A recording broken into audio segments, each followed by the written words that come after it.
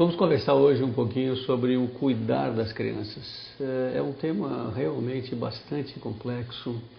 Na sociedade moderna ele gera muitas discussões e muitos problemas de todos os lados. A intenção não é de forma alguma gerar nenhum tipo de culpa ou comprometer pessoas ou culpar a sociedade pelo que está acontecendo com as crianças, mas é uma advertência e uma forma de estimular as pessoas a pensarem um pouco no porquê nós devemos cuidar das crianças.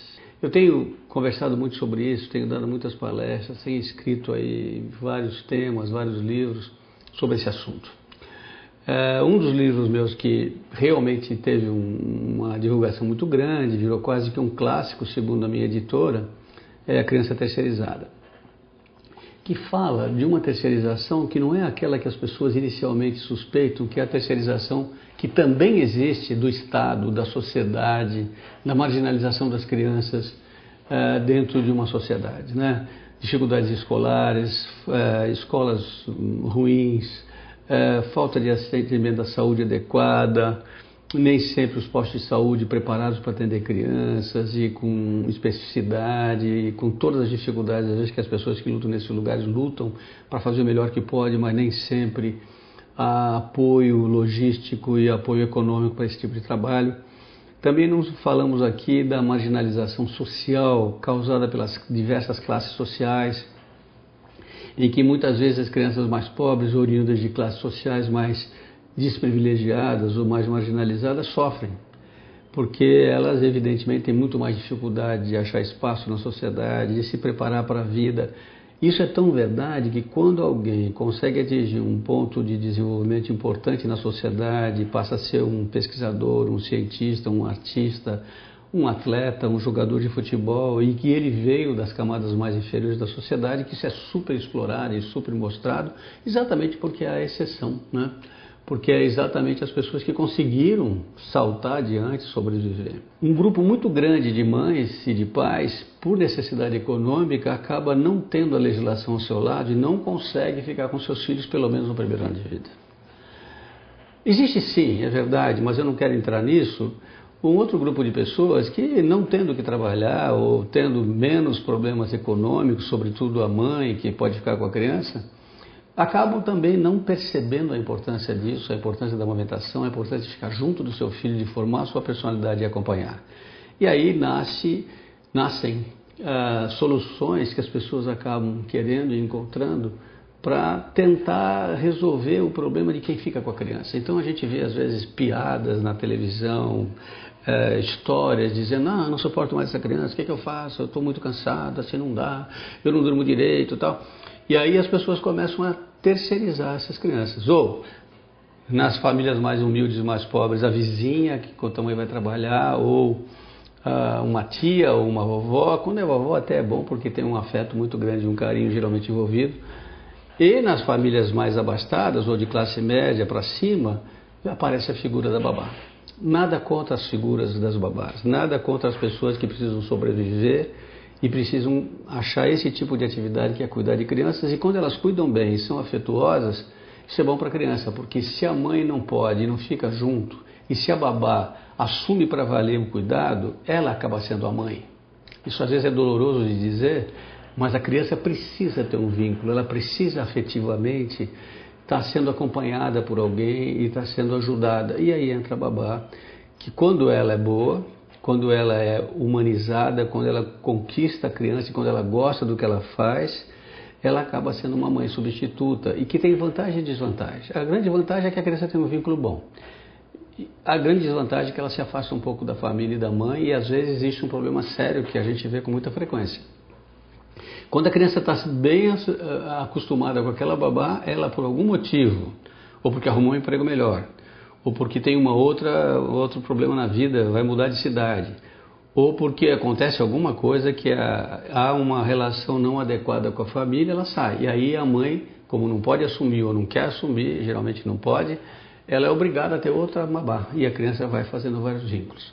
Eu tive pacientes meus que tiveram em 3, 4 anos 5 mães, porque De repente a mãe tinha algum problema com a babá, a criança chorava, caía, corria e ia para a babá em vez de ir para a mãe. Isso gerava um sentimento de culpa, de ciúme e tal, mas ela mandava ela embora porque achava que a babá estava seduzindo, o que não é verdade, porque não é que a babá seduz, é que a criança precisa de alguém em que ela se sinta acolhida, em que ela tenha colo, onde ela fica perto. Eu até às vezes digo que na antiguidade histórica aqui no Brasil, quando a mãe preta amamentava os filhos do senhor de engenho, era mais vinculado ainda porque era o próprio leite dessa mulher que ajudava. Só que tem um outro aspecto na sociedade que as pessoas nem sempre percebem. As babás, com grande frequência, deixam os seus próprios filhos, às vezes com a mesma idade do que elas vão cuidar, com outras pessoas para poder ganhar sua vida e ganhar seu dinheiro. E às vezes as pessoas não se lembram disso. Às vezes as pessoas não entendem que essa pessoa é um ser humano com seus vínculos, seus afetos. E eu ouço histórias frequentemente de muita gente de quando a babá percebe essa incoerência, essa grande dificuldade nas suas relações, em que o seu filho fica jogado, às vezes, num lugar que não é o ideal, às vezes com pessoas às vezes até terceirizadas também, porque a babá às vezes arruma uma babá que ganha menos do que ela para ficar com o filho, para ela ganhar um pouco. Isso pode acontecer. Essas babás sofrem muito e essas crianças também. Não estou dizendo aqui dos problemas que a mídia explora muito, dos sofrimentos que algumas crianças têm com algumas pessoas que não têm cuidado, que não têm ética, que judiam das crianças, que batem, que... Infelizmente isso acontece e é muito ruim. Mas eu estou falando mesmo quando a babá é muito boa, é preciso entender que ela está assumindo um lugar fundamental no desenvolvimento humano. Durante séculos e séculos e milhares de anos, a amamentação, o vínculo, o afeto, o colo, o cuidar, o acolher, tem uma história entre os mamíferos. Todos os mamíferos acolhem seus filhos, acolhem seus filhotes, puxam. As mães de qualquer espécie animal super protegem seus filhos, seus rebentos, os amamentam. E isso tem uma coisa fundamental. Por isso que quando a gente fala no cuidar, a gente está falando de um momento decisivo do desenvolvimento emocional da criança. Quando a gente fala da violência urbana, eu sou um dos adeptos de uma teoria, e eu falo muito isso nos meus livros, de que a gênese da violência, sobretudo nas grandes cidades, tem muito a ver não só com a miséria, com o sofrimento, com a falta de dinheiro, mas com a falta de amor, com a falta de cuidado, com a falta de tempo para ser mãe, para ser pai e para ajudar seus filhos, para educá-los e para, evidentemente, ensinar os limites que têm que ser formados nessa idade. Vários autores já pensaram nisso, muita gente escreve sobre isso. Existem histórias infantis dedicadas a esse tema. E o que nós precisamos aprender, e nós temos que entender, é que há um momento para ser mãe, há um momento para ser pai. E que as pessoas têm que aprender que é preciso decidir se você quer ser mãe, se você quer ser pai. É melhor não ter um filho do que ter um filho e não poder cuidar dele. É melhor não ter um filho do que colocá-lo na creche aos 2, 3 meses de idade e vê-lo só à noite, na hora que você chega no trabalho. Você pode ter sorte, pode ser que essa criança tenha aí alguém que o cuide, dê afeto, o forme e ele seja até uma pessoa capaz de levar os seus problemas para frente. Mas, às vezes, isso não acontece. Existe probabilidade de que essa falta de afeto, essa falta de cuidado, essa falta de carinho gere dificuldades enormes no futuro para essas pessoas. A probabilidade de que haja distúrbios de personalidade, violência, dificuldades escolares. Os ingleses mostram trabalhos de segmento de 20, 30 anos que essas crianças, quando têm lares desfeitos, quando tem violência doméstica, quando tem problema desse tipo, são crianças mais problemáticas na escola, são problemáticas mais no emprego, são pessoas que têm dificuldade de ter uma relação conjugal mais afetiva no futuro, como se não tivessem realmente aprendido a amar. Alguns trabalhos, algumas hipóteses que nós levantamos, algumas ideias, é provável que a maior parte das pessoas que acabam se desestabilizando na sociedade e viram pessoas violentas, criminosas, cruéis, quando você começa a conversar com essas pessoas, muitas vezes você percebe que alguns deles não chamaram ninguém de mãe, nunca tiveram afeto, foram espancados e agredidos.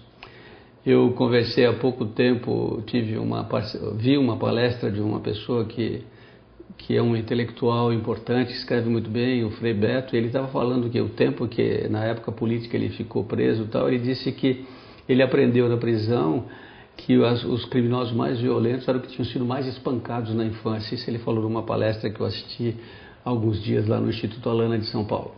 Eu também concordo com isso. Eu acho que você vê isso em qualquer animal. Se você vê um cachorrinho e você não o trata bem, você o espanca, você o tranca, ele vai ficar violento. Ele vai ser agressivo, ele vai te morder, ele não vai conseguir receber menos pessoas. Ao contrário, se você o acolhe, se você o alimenta, você o agrada, você é carinhoso com ele, ele vai tender a se pacificar, a se domesticar e ficar muito mais feliz. Então essa minha fala aqui é uma advertência e um pedido. Pensem muito antes de dar os seus filhos para outras pessoas cuidarem. Particularmente os 2 primeiros anos de vida, como os maiores países, os melhores países mais desenvolvidos desse mundo, sobretudo aqueles em que valorizam a humanização das relações pessoais. Estou falando de países nórdicos, estou falando de alguns países orientais, estou falando de países em que a licença maternidade chega a 2 anos. E que é interessantíssimo, porque às vezes se a mãe já desmamou o bebê, não conseguiu levar até os 2 anos, e com 1 ano ela desmamou, em algumas dessas sociedades, se a mãe tem um emprego melhor que o pai, ela volta ao trabalho e o pai fica cuidando dessa criança. O importante é ter alguém com muito afeto que ajude. Graças a Deus existem muitas crianças que quando o pai e a mãe não podem cuidar, tem uma avó que pode, que substitui, que dá afeto, dá carinho e fica junto.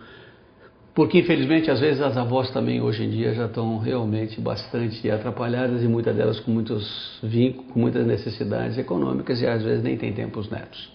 Então eu deixo aqui minha lembrança, amar é importante, afeto nutre, carinho é fundamental para o desenvolvimento emocional.